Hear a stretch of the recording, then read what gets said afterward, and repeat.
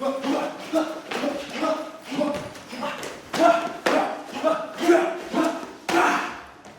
it was fantastic to be able to be invited by Michael and DMC onto this film, and also just have this familiarity on such a large film, because it's a pretty intimidating undertaking, you know, coming from Macbeth up to a sort of film of this scale. So it was a lot of fun having familiar faces. Which speaks with what I want to talk to you. You produced before, but obviously this is sort of the first tentpole or big scale movie that do you think that your experience on X-Men helped you with that, or what challenges did you face as a producer specifically with this? You know, on every job that I'm on, I'm trying to soak up as much as I can, not just sort of in an acting capacity. So absolutely learned stuff from X-Men, hopefully learned something from every film I've done. But yeah, it was a baptism of fire for sure. It was, you know, the biggest challenge for me on this definitely was in the producer role. You know, just dealing with something of this scope. I had done it on a smaller level with a film called Slow West. Mm-hmm. This is really aggressive, bubbly water. Sorry. But nothing on this scale, you know. So it was challenging, but I feel like I learned a lot for sure. All right, so wanted to ask you specifically, because every time the character sort of hooks up to the omnibus, he gains a skill, but he's also sort of drained.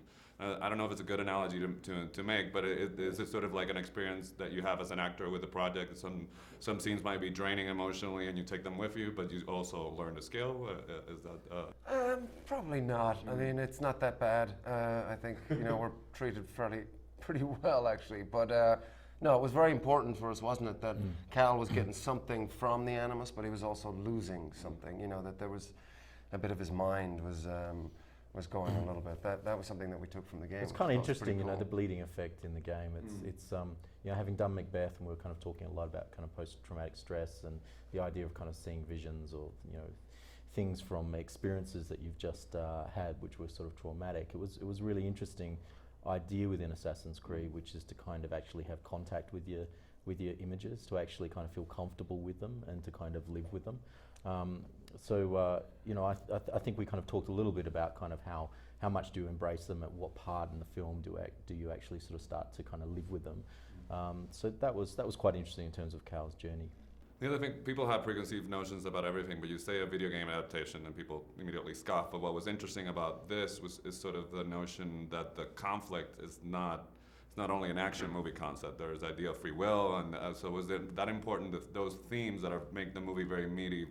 How is it balancing it out with sort of being true to the video game and what people like about playing the game? I think you know, we were being true to the video game, and that's what, you know, all of that stuff in the video game is what was so appealing, you know, that which for me just drew me in immediately. There's so much sophistication to it. The world of Templars, you know, what they stand for, this sort of world order, what they represent, and then assassins, you know, represent anarchy. And these two sort of worlds coming together, these two ideologies battling it out. At the center of that, this concept of genetic memory. Within our DNA, we have, you know, the experience and knowledge of our ancestors, sort of passed down through the generations as a kind of survival aid. So something that we might talk of as deja vu or a sixth sense or a gut feeling could be atoned to that. And then the Animus, it's such a cool concept that you know, with this machine and through our DNA and hooking up to this machine, we can sort of time travel, if you like, and relive the memories of our ancestors. All of these elements seemed very cinematic to me. And then the whole sort of parkour element of the game, that was going to translate very well on screen. Knew that, the leap of faith, all of that, I could just see it very much on a cinema screen.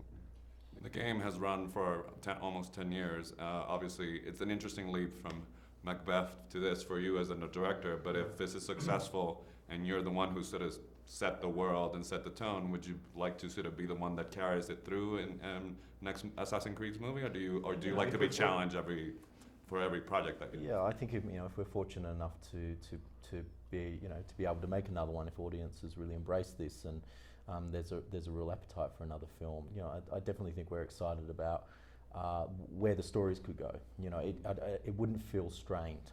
I think it's very effortless in terms of you know, this world, and you know, how genetic memory kind of works within it that can kind of introduce, you know, new characters and a kind of new storyline. But it was hard with this one because you're setting it all up, you know, you're really trying to make this world of Assassin's Creed kind of land in its entirety. So it'd be kind of nice in a second film to be able to kind of, you know, not be so focused on that and really sort of start to branch out some of the characterization. So given that this is going to air in Puerto Rico, where our first language is Spanish, have you, how is mastering that language when you get to speak a little Spanish on screen? Mastering is a stretch. Yeah, it's a stretch. You know, just repetition. Luckily we had a great Spanish cast on set. Javier, Carlos and Hovik. So they all did recordings of my dialogue, and then I just sort of listened to them a lot and sort of repeated it. So that doesn't mean now. I mean, have you kept it up, or did you just learn what? Just what was required. Yeah. Required. All right. Any favorite word that you got to say in Spanish? Asesinos. Just trying to trick you into saying something in Spanish, which is a film title, which is perfect. All right. So pleasure talking to you. Thank you, man. Thanks, man. Cheers. Cheers. Cheers.